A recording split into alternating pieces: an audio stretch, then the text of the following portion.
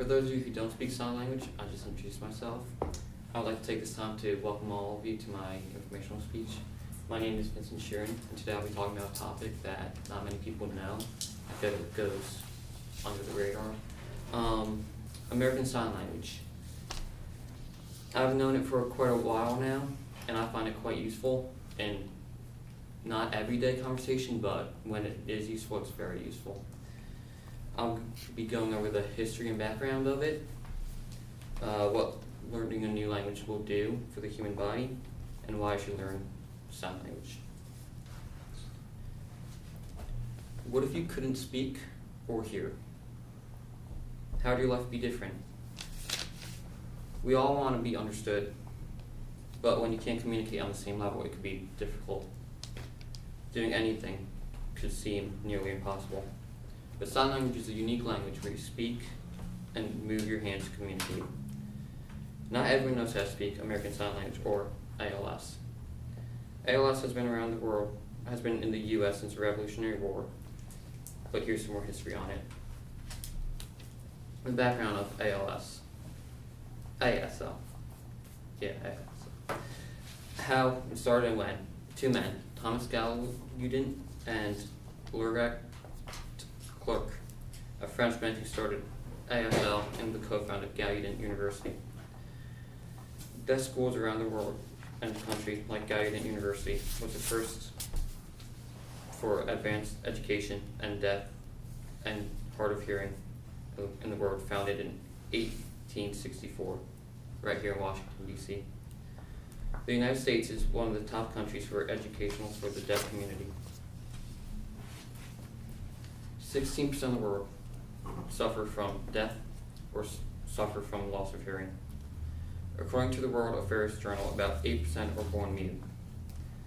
Some commonly mistaken ideas that people get from TV shows like Switch Up Earth and The Shape of Water are that people can read lips, when in fact 22% of the words that are spoken in English can be understood.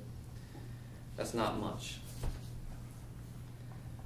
Another one is that American Sign Language is closer to English Sign Language, when actually it's based off the French Sign Language.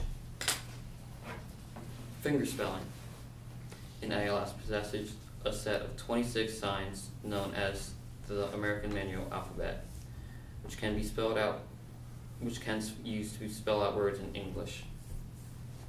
Someone uses finger spelling to say a name, a title, or if they don't know how to sign a word, they can just spell it out. Otherwise, they stick to specific signs to let the person know what they're saying, and that's how they communicate. The deaf community is almost everything would be different in your life. Imagine going out for dinner. You'll need a well-lit room, no table decor, so you could have a conversation with the person across the table from you, or another type of social event. Different etiquettes for most things, like getting someone's attention. In deaf schools, it's actually customary to throw something light at someone to get their attention, like a piece of paper. Applauding. Since the deaf community cannot hear, you have to use jazz hands. Deaf accents across the country. All across the country, different regions have different accents. The Northeast can sound something completely different than the Southwest, but most of the time it's just a hiccup in the conversation. Most of you know someone who suffers from loss of hearing, and all of you think the deaf community is misunderstood in some form. But what if there's something you could do about it? I saw firsthand what signing can do to someone. I was out eating during lunchtime when I was younger, and the man across from me couldn't speak, so the waitress used signs to communicate with him. His face lit up like a Christmas tree.